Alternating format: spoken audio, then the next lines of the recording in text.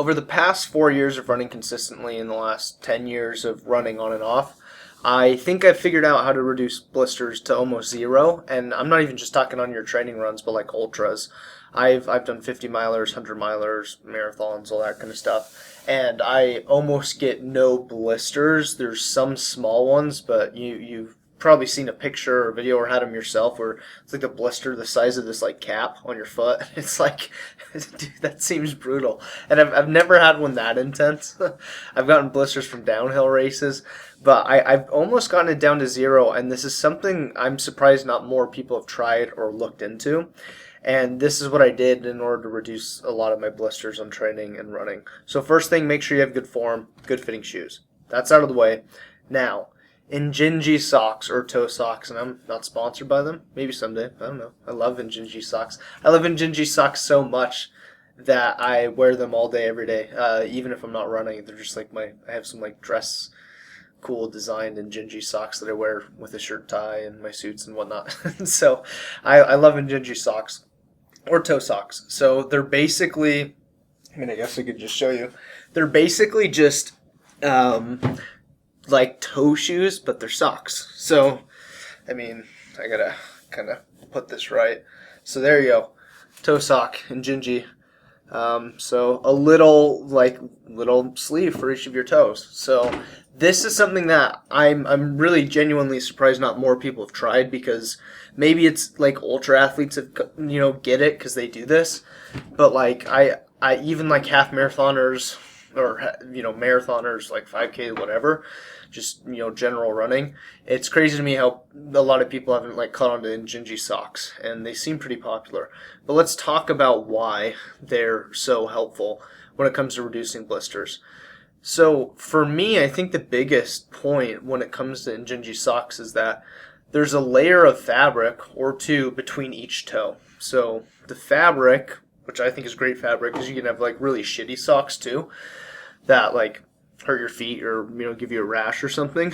But with Injinji socks, I think they figured it out where the fabric's nice. So you have two layers or a layer between each toe, and so the toe and the skin of the toes isn't rubbing against each other, right? Because especially when you're pounding over and over again, I think even if skin's like generally soft, there's this roughness to it. It gets sticky, or it just like grabs onto each other. And so when you have toe socks, that's removed. And so I don't get as much blisters when I have toe socks on, because not all my toes are like cramped. That's the other thing. If you don't have toe socks, there's regular socks. They're kind of bound at the front. There's usually like a line of sewing or something, and so it's squeezing your toes together.